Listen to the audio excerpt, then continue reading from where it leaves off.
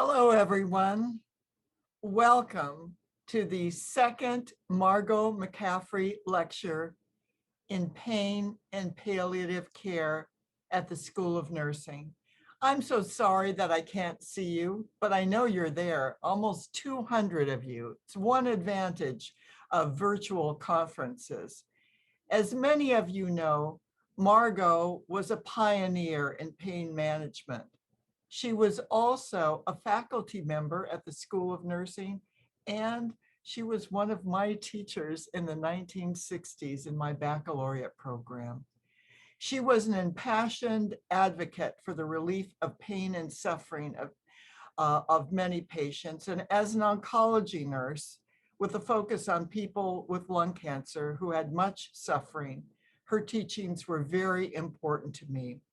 She is best known for her 1968 clinical definition of pain, embraced worldwide, which was basically pain was whatever the person says it was, and it occurred whenever they said it did. We lost Margo in 2018, and our alumna, Denise Economou, which I am very proud to say was one of my students, who knew her very well, knew that she deserved a special honor, and she generously provided support to begin this lecture. Denise, please accept our profound appreciation for making today's event possible. Now to introduce our guest lecturer and a fellow oncology nurse, please welcome our Associate Dean for Research, Dr. Holly Devon. Holly? Thank you, Dean Sarna. Well, good afternoon, everyone, and welcome to our special event. It gives me very great pleasure to be able to introduce to you Dr. Ardith Z. Doornbos. She is the Nursing Collegiate Professor in the Department of Biobehavioral Nursing Science, College of Nursing at the University of Illinois, Chicago.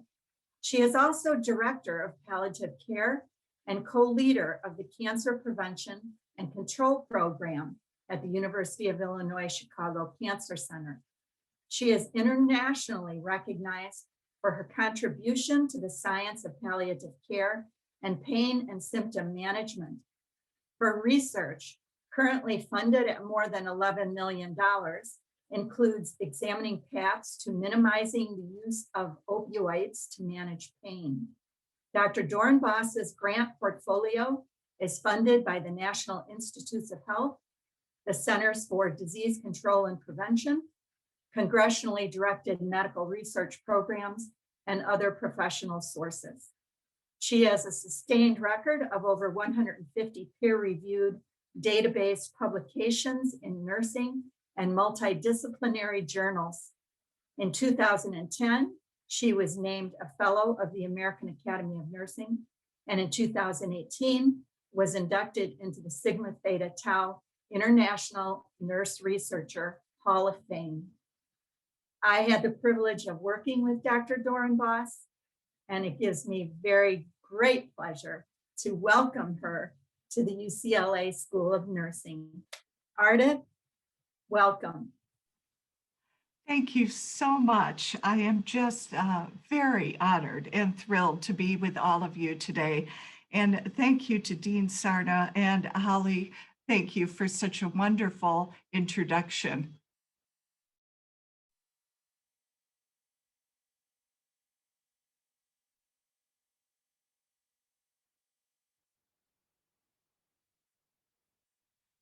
I'm going to be talking with all of you today about pain management and the opioid crisis. I want to acknowledge that I am currently in Michigan, named for the Michigami, the world's largest freshwater system and located in the Huron River watershed. It was formed and has grown through connections with the land stewarded by the Three Fires people, who are the Ojibwe, Ottawa, and Potawatomi, along with their neighbors, the Seneca, Delaware, Shawnee, and Wyandot nations. During this public space meeting, Issues related to pain management and the opioid crisis will be discussed. Things may be said or raised by myself and participants that unintentionally cause harm, offense, or negative impact. If this occurs, I endorse and encourage the spirit of calling in rather than calling out with care and thoughtfulness, as well as ask all to come into this space with receptivity to learn and grow. And one of the things we're going to be learning about today is chronic pain. It is always complex. Pain is both a sensory and an emotional experience. Pain can be an alarm of danger and a signal of damage. As such, pain alerts the individual of threatening internal and external environmental dangers and performs the essential life function of signaling the need for bodily damage protection. The pain alarm may sound in response to actual danger, or it may activate in anticipation of danger. Even if damage cannot be demonstrated with the physical exam, lab tests, or imaging studies, pain is a real experience, even when that tissue injury has not actually occurred.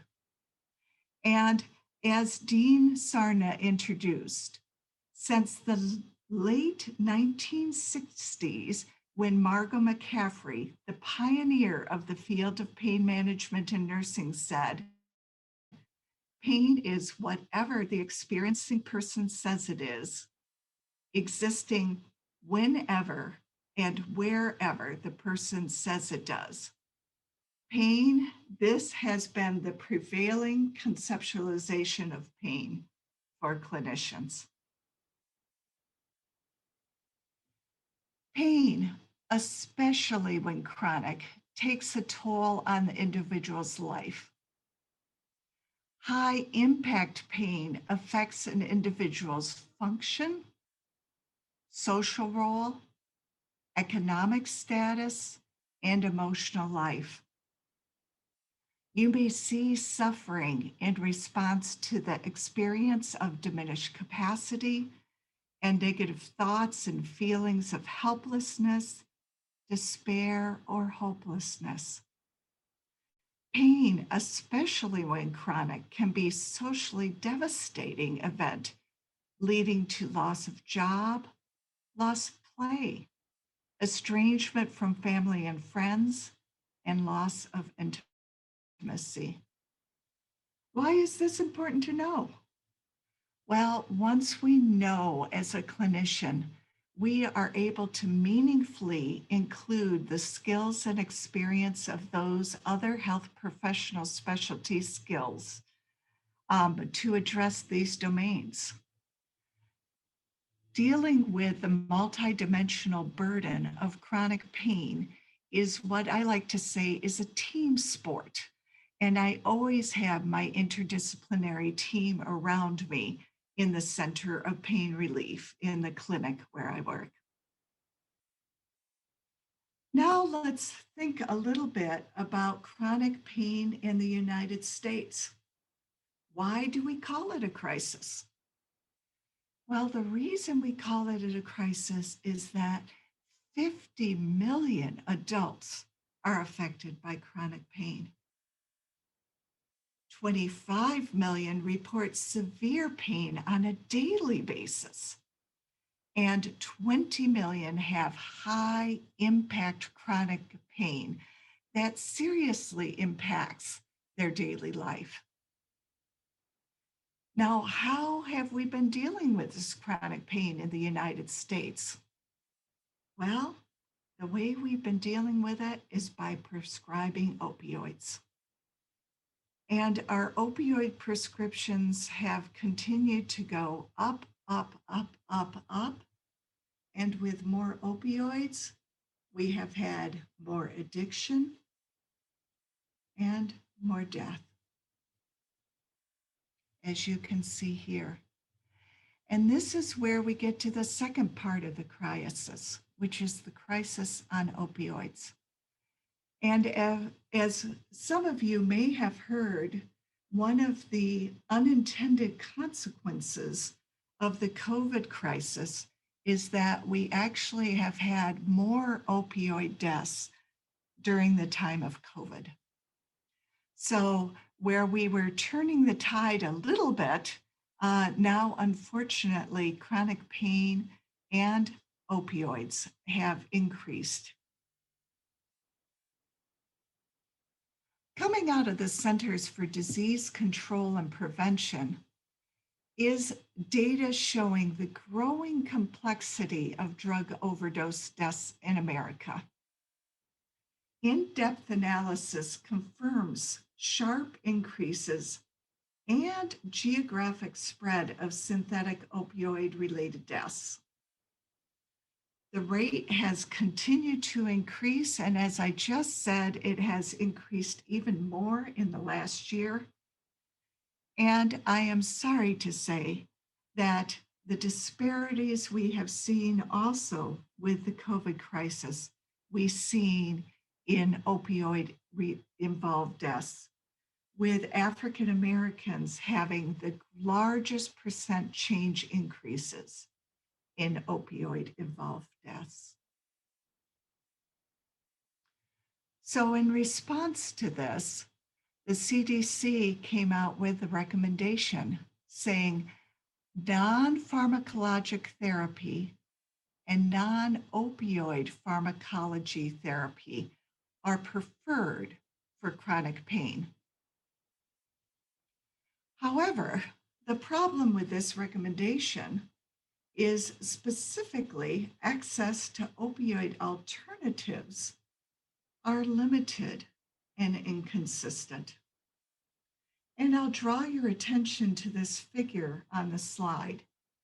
Two evidence-based alternatives that have been proved to be efficacious are cognitive behavioral therapy and acupuncture. However, you can see that both with cognitive behavioral therapy and acupuncture, the access to these evidence-based treatments are definitely different when we look at African American versus Caucasian. And acupuncture specifically has the other issue of cost, with an average of $100 a session, which makes it also challenging to access. Now that I've laid out a little bit about the problem of chronic pain and opioids and the CDC recommendations, I'm going to talk about 3 ongoing studies that are focused on chronic pain and the opioid crisis. Now, these will just be an introduction to these studies, a teaser, if you would, and I welcome questions for more information about these studies at the end of this presentations. All 3 of these studies are pragmatic clinical trials, and all 3 of them are using a SMART design. So let me talk a little bit about why pragmatic clinical trials. Well, randomized clinical trial research is rather slow and expensive, and rarely produces findings that are easily put into practice. In fact, after an average of 10 years, only 14% of research findings will have led to widespread changes in care. If we want more evidence-based practice, we need more practice-based evidence, which is what we get when we use pragmatic clinical trials. Some of the key differences between randomized clinical trials and pragmatic clinical trials are these. And I have put this in the areas of goal, design, participants, measures, and results. If you look at a traditional randomized clinical trial, it tests hypotheses under ideal conditions. The goals are to determine causes and effects of treatment. The design is to test the intervention against placebo using rigid study protocols and minimal variation. The participants are highly defined and carefully selected. The measures require data collection outside of routine clinical care, and the results are rarely relevant to everyday practice. Now let's contrast that to pragmatic clinical trials. Pragmatic clinical trials compare treatments under everyday clinical conditions. Their goals are to improve practice and information that inform clinical and policy decisions. They usually test 2 or more real-world treatments using flexible protocols and local customization. The participants are more representative because eligibility criteria are less strict, and the measures are brief and designed so data can be easily collected in clinical settings. And the results are useful in everyday practice and especially relevant for clinical decision-making. So in summary, why pragmatic clinical trials are important? First, we aren't reaching patients very quickly, and especially those with complex comorbid problems and those most in need, for example, those with chronic pain.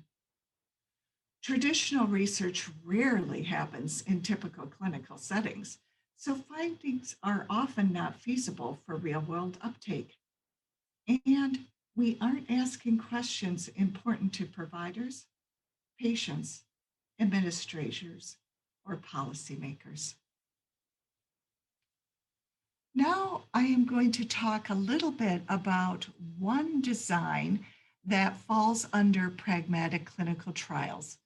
And this is the SMART design, or the sequential multiple assignment randomization trial. And the reason I like this SMART design is that it really mirrors what I do in everyday clinical practice. It considers some of those real-world clinical situations that I deal with every day with my patients. It's adaptive interventions based on a patient's response. It compares sequences of interventions. It is a systematic approach for testing clinical decision rules involved in sequencing interventions, and the results coming from SMART designs can provide decision makers with information related not only to the effectiveness of the intervention, but also related to the optimization of interventions to maximize clinical benefit and influence clinical practice guidelines. Now I'm going to show you what a typical SMART design looks like. So here you can see where the first randomization, you would randomize to usually intervention 1 or intervention 2, and sometimes there's an optional control condition. So for example, in clinical practice, if I'm seeing my patient with chronic pain, I say, oh, you know what? Let's try this. You know, this has worked for some of my other patients. Do you think this might work for you? And if they say yes, I say, great. Let's try this. And at your next visit, let's see how you're doing. And when they come back at the next visit, If they say, you know what? This intervention is working fabulous. I have decreased my pain. I say, awesome. Then this is working great for you. Why don't you continue with this intervention? If they come back at that next clinic visit and they say, you know, I really haven't had any change in my pain. I say, you know, I'm really sorry to hear that. It sounds like this really isn't working so well for you. So how about if we maybe give it a little bit more time? Because maybe it just needs a little bit more time for it to work for you.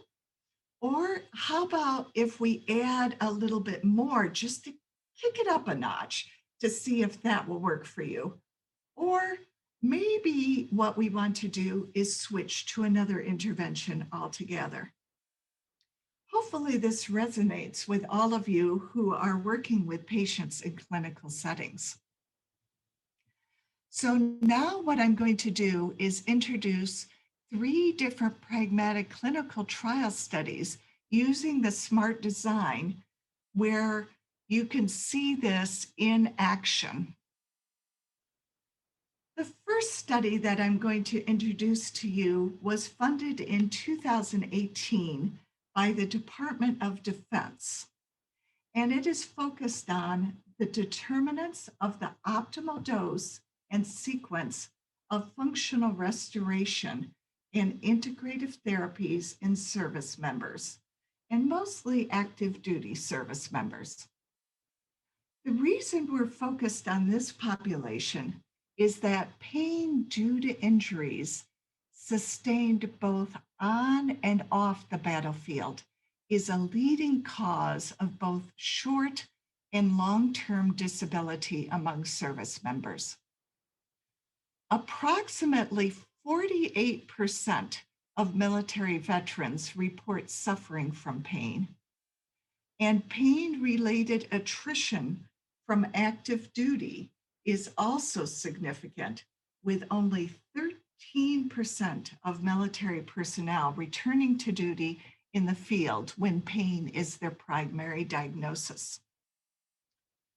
So knowing this, what we wanted to do is see whether or not we could intervene and increase the pain management among active duty military so that they could stay in service rather than being discharged.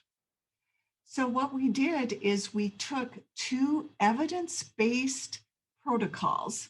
The first one is SRC, which you can see on the top, and this stands for Standard Rehabilitative Care, and it is physical therapy and occupational therapy twice a week for 3 weeks. And then we are comparing this with CIH, which is complementary and integrative health therapies. And these also are evidence-based.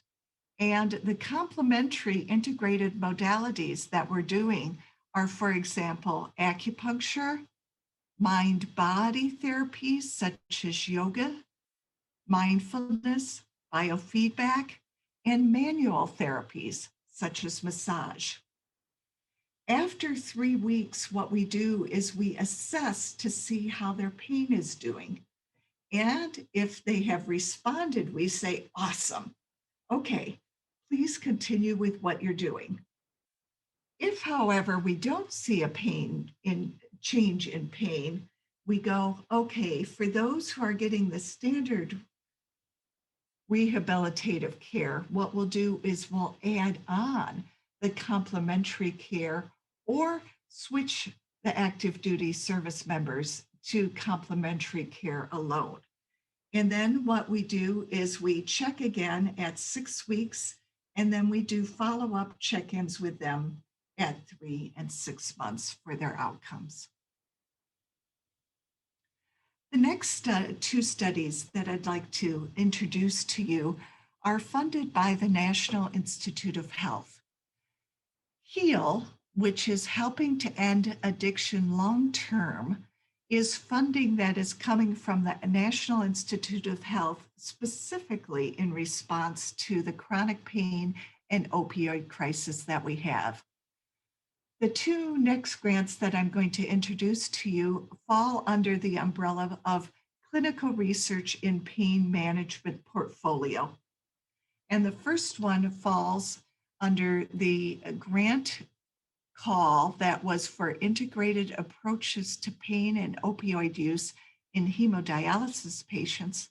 And the next study that I will talk about comes under the call for pragmatic and implementation studies for the management of pain. So funded in 2019 by the HEAL initiative through a UO1 mechanism, this grant focuses on pain and opioid use in hemodialysis patients. So why was there a call specifically for hemodialysis patients? Well, it's because 60% of hemodialysis patients report pain. And patients have identified symptom relief as a top research priority and recommend pain as a core outcome for hemodialysis clinical trials. Management among patients with hemodialysis is particularly challenging due to pharmacological properties and medication toxicities when undergoing hemodialysis. Also, there's concurrent depression, anxiety, and frailty. There is also a lack of expertise by nephrologists in pain management and limited access for patients to non-nephrologist care providers. Analysis of data from the US Renal Data System found that 60% of dialysis patients had one or more opioid prescriptions due during any 12-month period, and 20% had prescriptions for greater than 90 days. Opioid use among hemodialysis patients was associated with increased risk of falls, hospitalizations, and death. So what we're going to be doing, what we are doing for this study, is we're focused on complementary and integrative health therapy, specifically cognitive behavioral therapy. And what we're doing is we're giving a pain coping skills training for 24 weeks. And this is divided into two different 12-week intervals.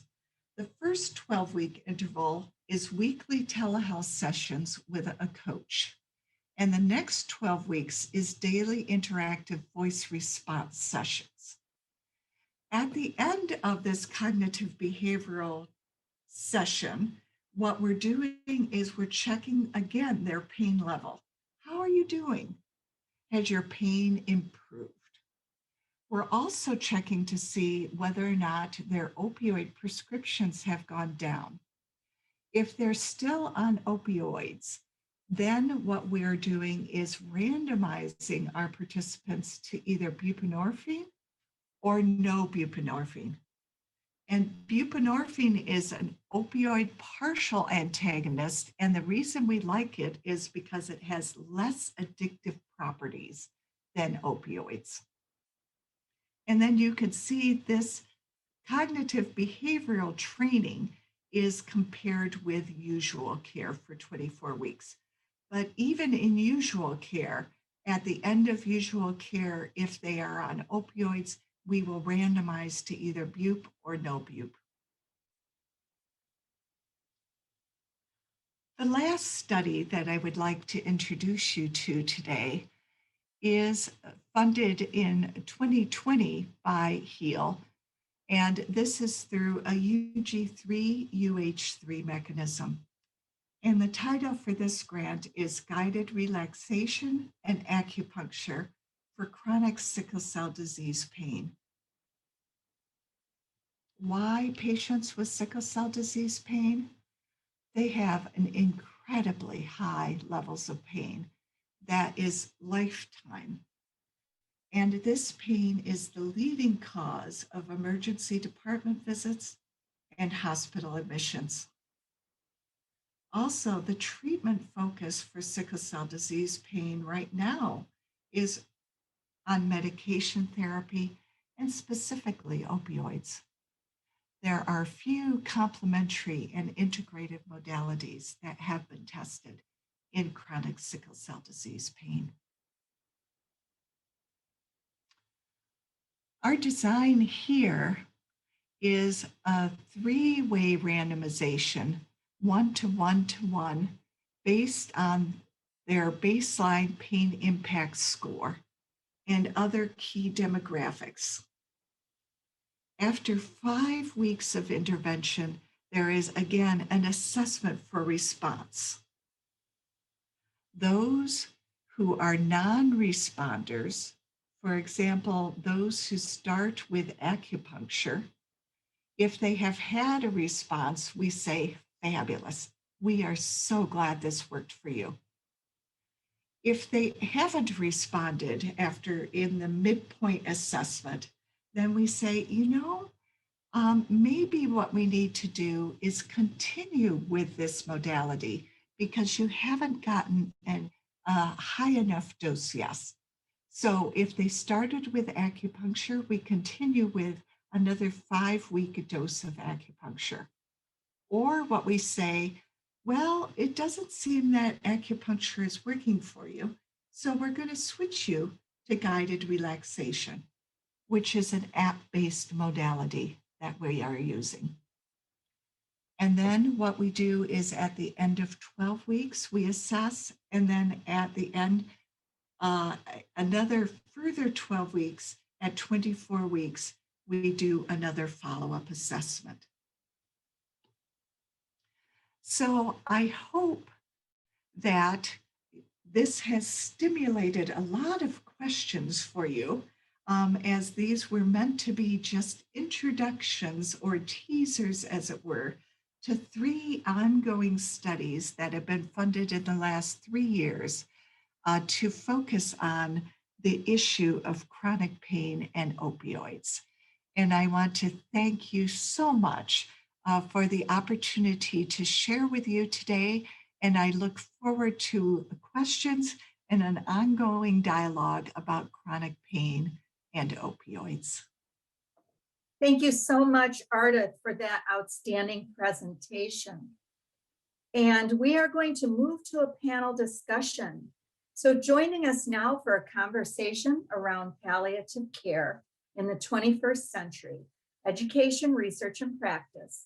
Please join me in welcoming our panelists, Dr. Eden Brower, Assistant Professor in the UCLA School of Nursing, and an alumna of both our Master of Science in Nursing and PhD programs, and Alyssa Ulande, Palliative Care Nurse Practitioner at Ronald Reagan UCLA Hospital, also an alumnus of our Master of Science in Nursing program.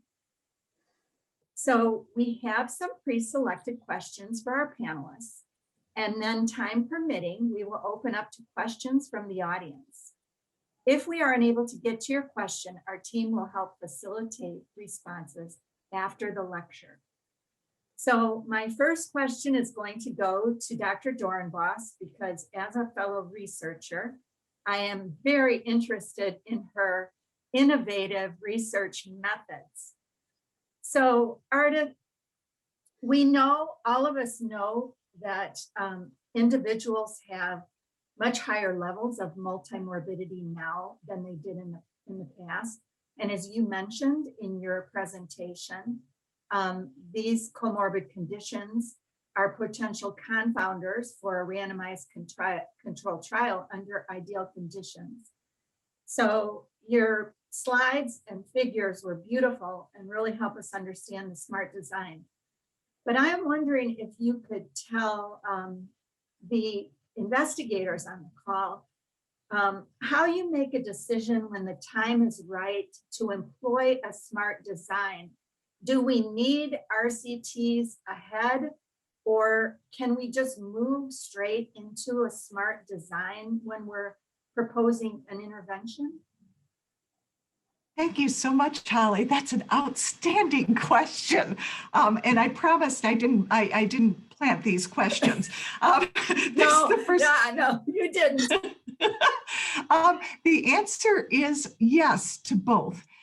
So let me explain a little bit more. When I showed you the typical smart design, I showed the optional control condition that was kind of running in the middle there. So ideally, what you're doing is you do already have two evidence-based protocols or interventions that you're using in a smart design. However, perhaps what happens is that the evidence is in a different population. For example, it's in sickle cell disease, but now I want to use it in oncology. Or it's in heart disease, and I want to apply it to the hemodialysis population.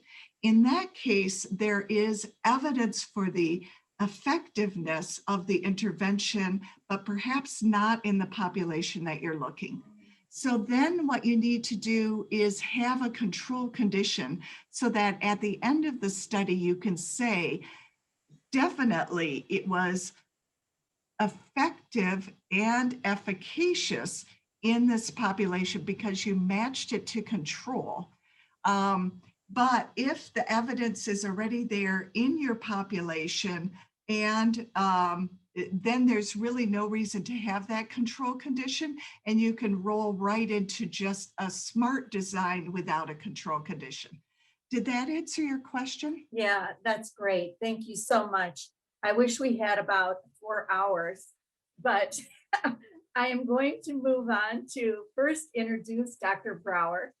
And if you want to just tell us a little bit about yourself, and then if you have a question for Dr. Dornbos, and you can turn it over to Alyssa then. Thank you. Thank you so much, Holly. I just want to say what a fabulous talk that was, and how honored I am to be a part of this panel today. My name is Eden Brower, and I'm on the faculty here at the School of Nursing. My clinical background is in oncology in a variety of settings and roles and cancer centers.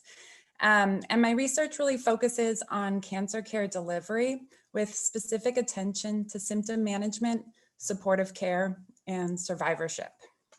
And so what really resonated with me from this talk was the focus on pragmatic trials and the difficulty, even with all the research that's been done in this area over the past decade or two, to really continue to push implementation and to increase adoption of what we know to be high quality care in practice settings. And so, you know, as much as we continue to see in practice, there's still that outdated belief, I would say, that palliative care and pain management, you know, really cannot coexist with curative intent therapies. And so still trying to break down those beliefs and increase access for patients who really need it.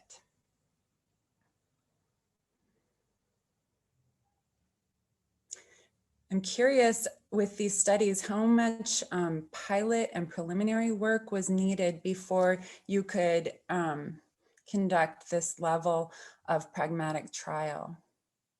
Yeah, thank you so much for that question. And that's a great follow-on question to what Holly asked as well. All the interventions that I am using in these 3 studies that I introduced to you have a pretty solid evidence base. So what there is there have been not only, you know, synthesis of research, but also meta-analyses done of these interventions that is kind of the highest level of evidence, if you want to say, because there's been numerous randomized clinical trials showing the effects of these interventions. So I certainly wasn't doing pilot study at all in relation to any of the interventions that I use in my pragmatic clinical trials.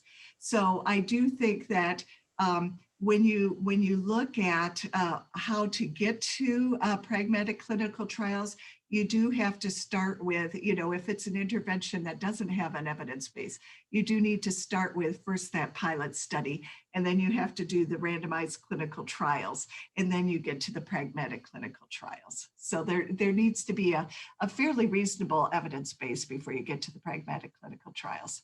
But what I'm happy to say is that, quite honestly, nursing science has grown, just in the years that I've been a nursing scientist. And so we have so much more evidence-based interventions that we can draw from now, which is I just think it's a really exciting time to be a nurse scientist, because we're moving really more into that pragmatic clinical trial space where we are, creating the evidence that can build our practice, and we are a practice-based evidence.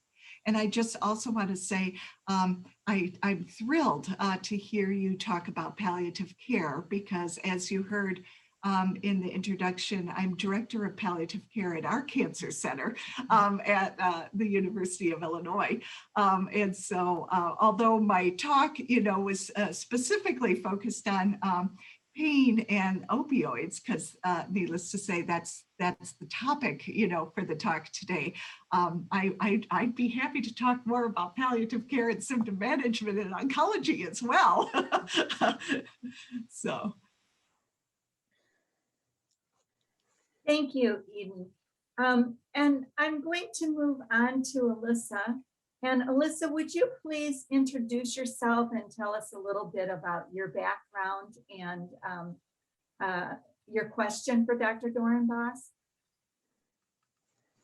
Thank you, Holly. And again, like Dr. Brower said, thank you. I'm so privileged to be with such esteemed colleagues and to be discussing pain and palliative issues. It's very timely, to say the least. So I'm our palliative care nurse practitioner here at Ronald Reagan UCLA Medical Center.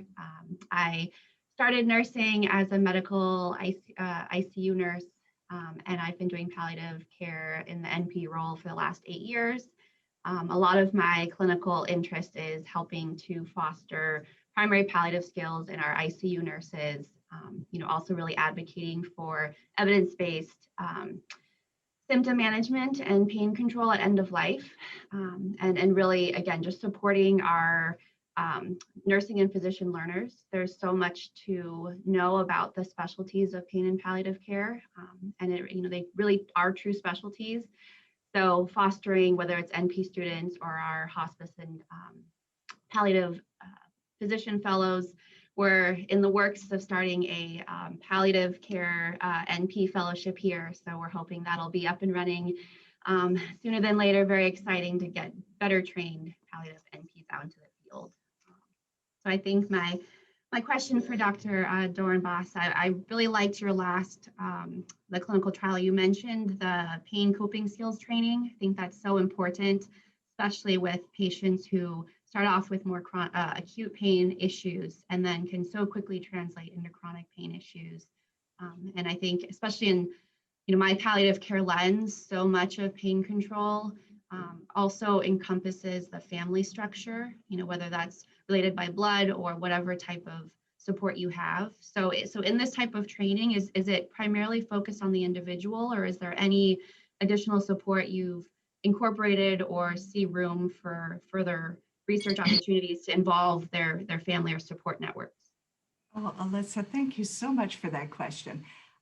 If you think back to the beginning, when we talked about chronic pain and how multidimensional it is, you could see that it really does affect all areas of your life.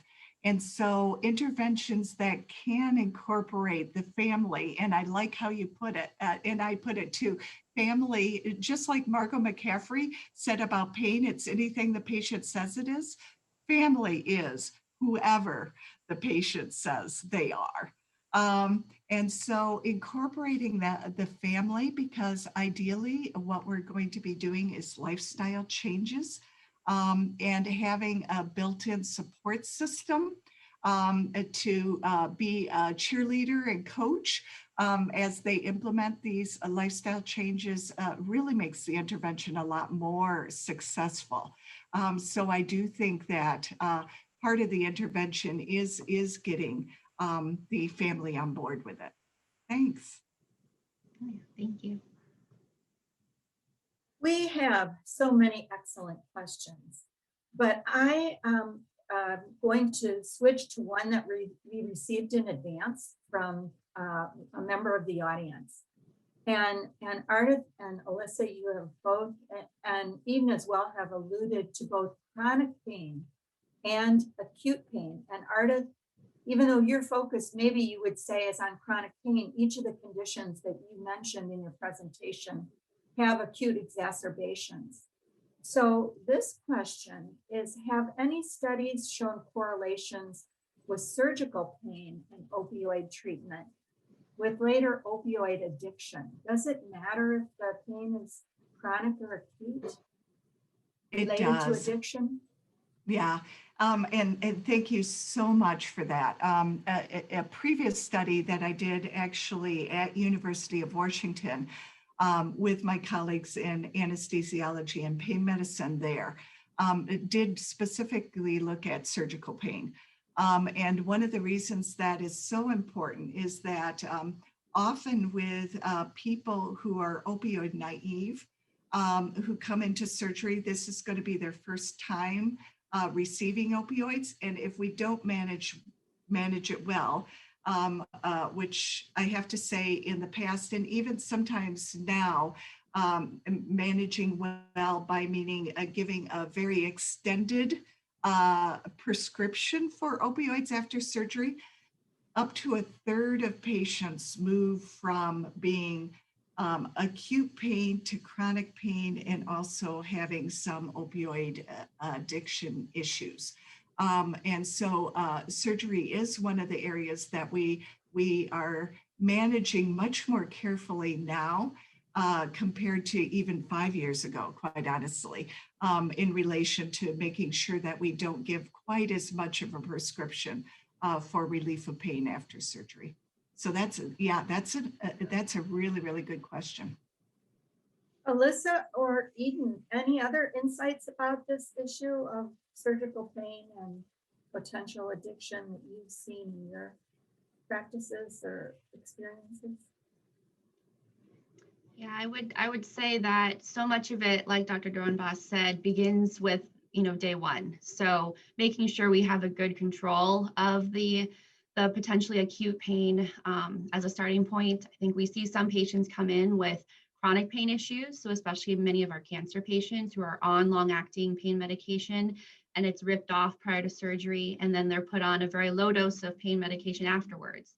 I've heard colleagues mention, oh, this patient's just wanting more meds, and they're kind of they may be labeled as drug seeking or asking for higher amounts than their pain they may be exhibiting. But right, these patients have had to cope with their pain for so long, and so a lot of it is getting a really good pain history and a good plan in place day one. I think we see a lot in working with our kind of liquid oncology bone marrow transplant patients, that sometimes you need to get them on maybe a PCA, patient-controlled analgesia for a couple weeks, and then they can walk out of here without any opioids needed. It may just be a very acute situation.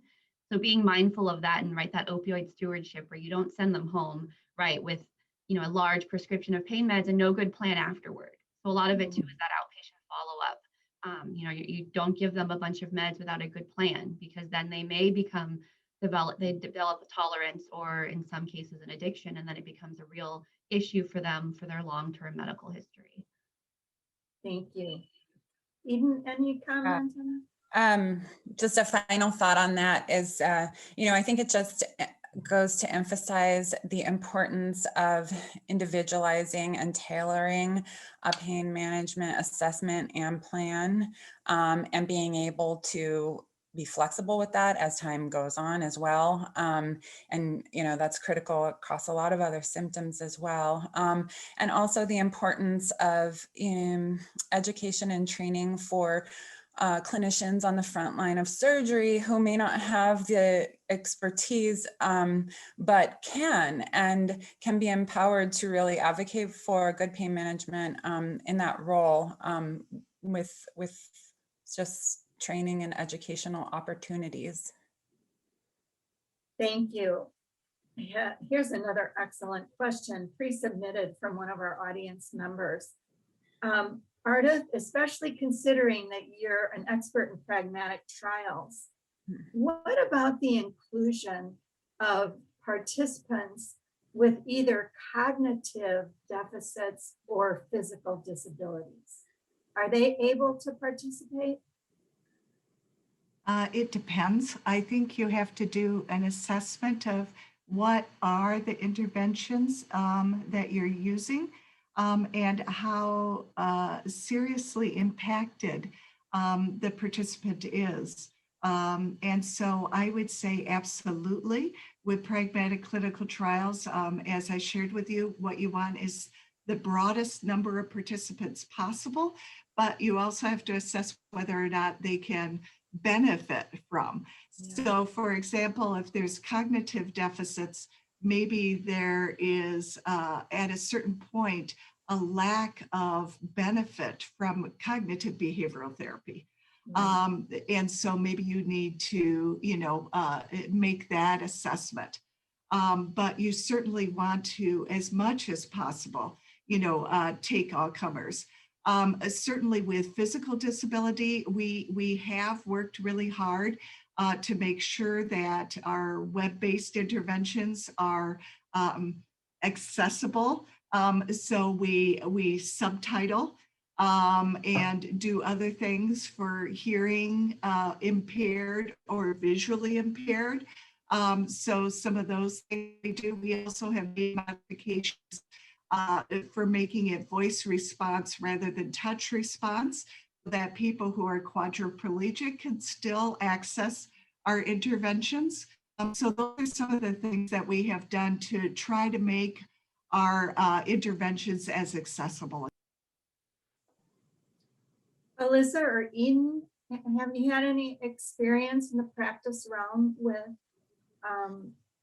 addressing pain in your patients with any kind of cognitive deficiency or disability or physical?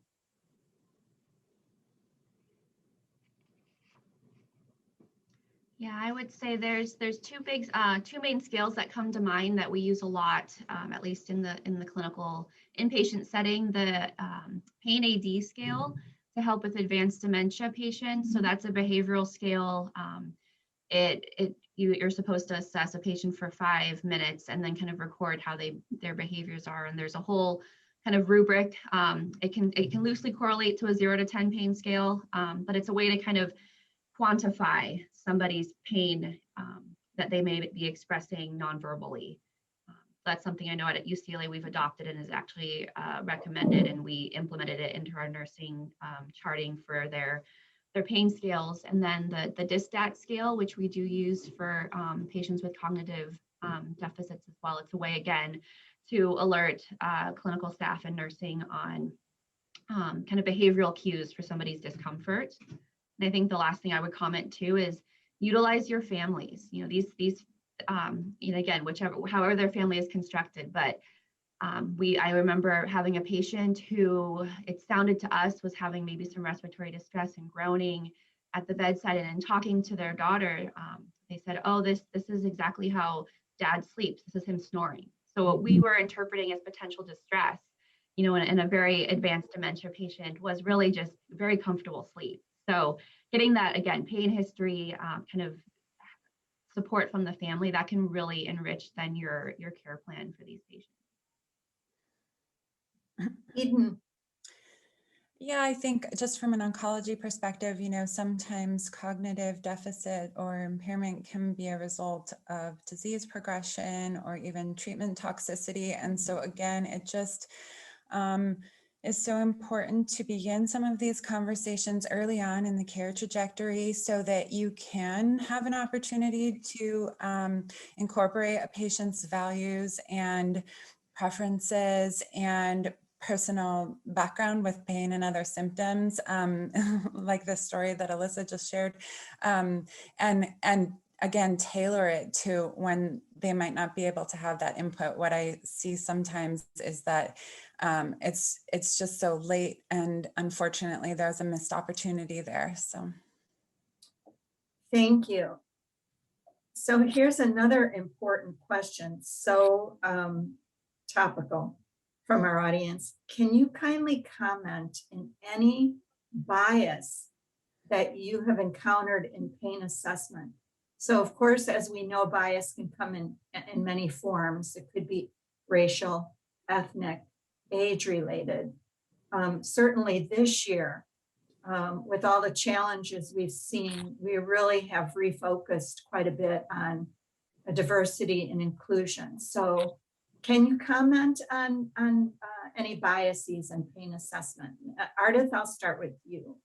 Yeah, the simple answer is yes, there are biases. And there's actually a fairly large literature related to the biases that have been seen in pain assessment, pain management, and so yeah, all you have to do is take just a quick look, and a lot of literature will pop up in this area. I think that one of the things that has been perhaps a good outcome coming from the year that just was, is that we are having, as you mentioned, Holly, a renewed focus on implicit bias, as well as racial and ethnic and all sorts of other biases that do occur. And my hope, of course, is that as we move forward, that we will have less of that. Alyssa, I just want to just jump a little bit off of what you said, for the dementia rating. One of the things that, in that dementia rating where you observe someone for 5 minutes, again, anytime that you have a professional observing someone, there is room for bias. And so one of the things that we have been able to do for training is that also we have a facial recognition system for people who are in the ICU or nonverbal, and it could be because of dementia or something like that, or we actually use it for babies too, for little ones, for the littles, as I like to call them. And we can take a look at the facial features and then have a pain rating due to that. And we've actually used some of that in talking a little bit about implicit bias. So what we do is have people do one of those rating systems, and then we match it up with the facial recognition program. So that's just one example of how we're moving forward, I think, in our science for pain assessment, pain management, and hopefully decreasing bias in the future. Eden, did you want to say anything about bias in the oncology population? I think, Pain assessment. yeah, Dr. Dornbos, made reference to what is a very well-established literature on bias in pain assessment. Many studies done in EDs, looking at differences across racial groups. However, there have also been some studies looking at more structural aspects of access to pain medication and specifically opioids at the neighborhood and community and city level in terms of comparing the stock available at local neighborhood pharmacies, so that if a patient does receive a prescription and tries to fill it, there are barriers at that stage as well. And also just, again, access to specialty palliative care services in specific areas or in specific hospital networks, looking at who lives in their catchment areas, basically. And so I think it's important to, of course, think about the clinician's level of bias, but then those structural factors as well.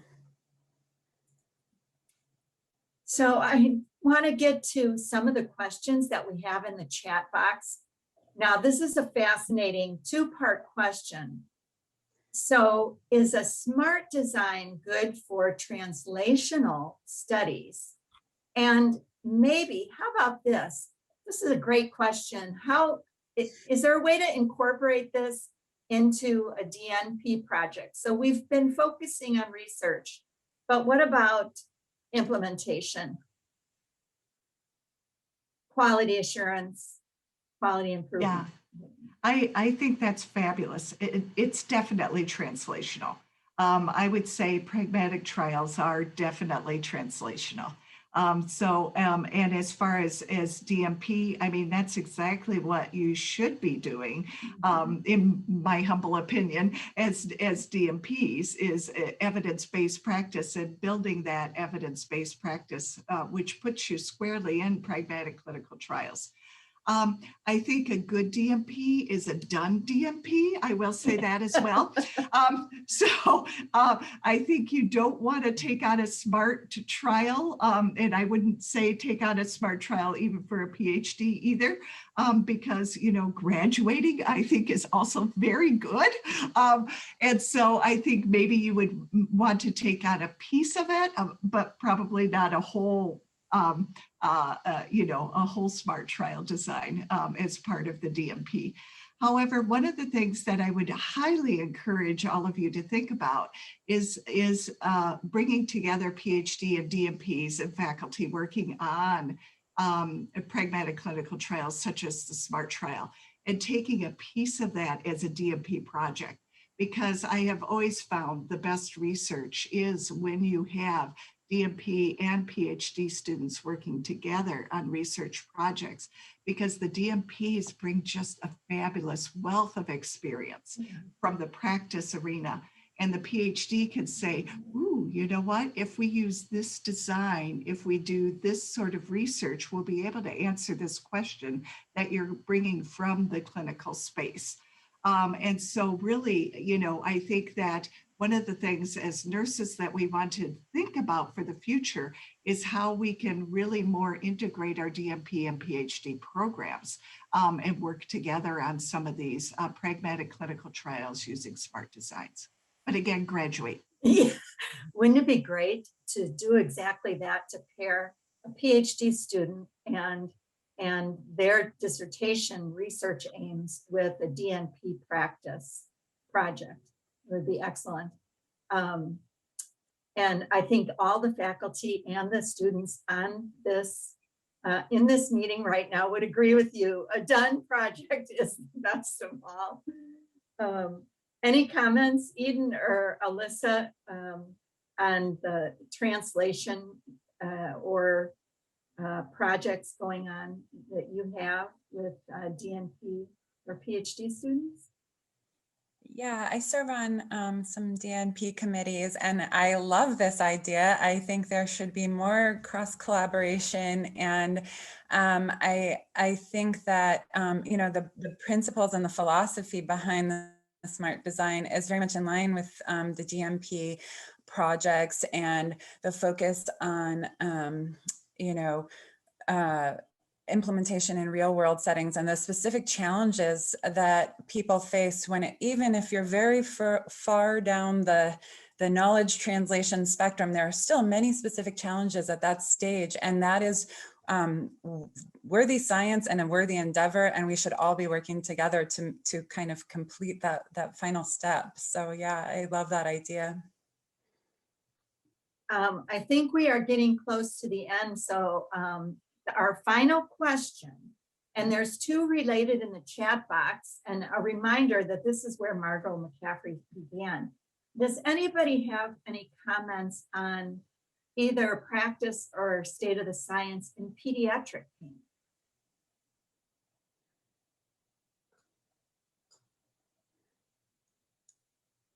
I have to confess that I've only tangentially dealt with pediatric pain, so I would not at all consider myself an expert in the littles, and look for bigger bodies in my beds or on my exam table. I think that I would be happy to refer you to some of my colleagues that are a little bit more expert in pediatric pain.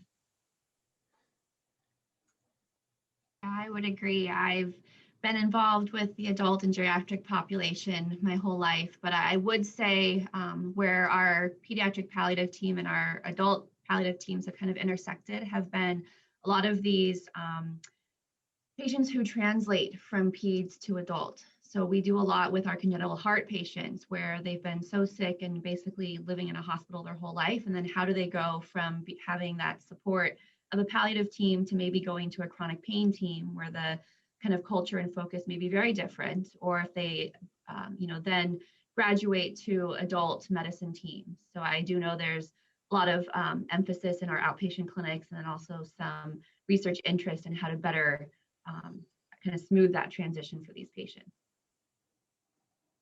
Yes, I completely agree with what Alyssa just said. My experience has been from more of the cancer survivorship sphere and working with survivors of childhood cancer who are surviving, which is wonderful, but they become adults. And sometimes they have very lasting issues as a result of their disease experiences and their treatments. And as you said, that transition is complex and often requires multidisciplinary teams and a multidisciplinary approach. And it's an interest both clinically and in research. Well, unfortunately, we have come to the end of this wonderful session. And I want to give a heartfelt thanks to our keynote speaker, Dr. Ardith Dorenbos, and to our panelists, Dr. Eden Brower and Alyssa Mulande. I hope everyone who attended today has found it as informative as I have. And I think Jonathan has some parting words for us.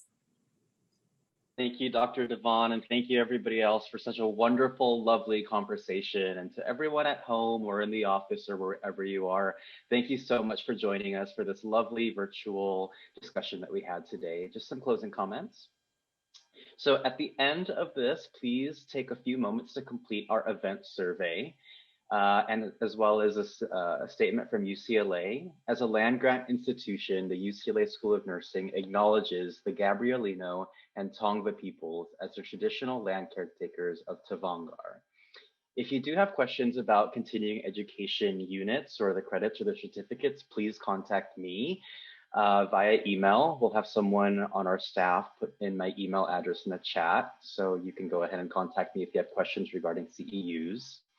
Alternatively, you should have received an email from a member of our team, Michelle Glimp, which has a link to our SurveyMonkey asking for your RN number so that we can fill out those CEU certificates for you. That's all I have. Thank you everybody so much and have a wonderful afternoon.